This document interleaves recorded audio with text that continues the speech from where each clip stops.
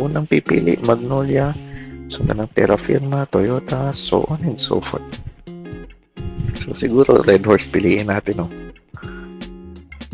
Sino ba yung last? Hinembra. Okay, huwag na tayong pumili ng current team. Dito tayo sa Red Horse. Para malakas ang tama. Unang pick, Magnolia. Wow, Gela. Brownie, punta sa Terra Firma.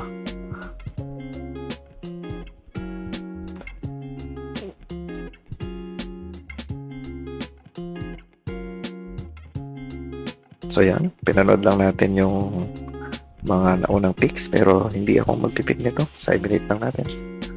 7 minute lang natin hanggang dulo. Okay, balikan lang natin. Sino ba yung nasa first round? Unang pick, tapos Rugela. Although hindi na siya ang import ng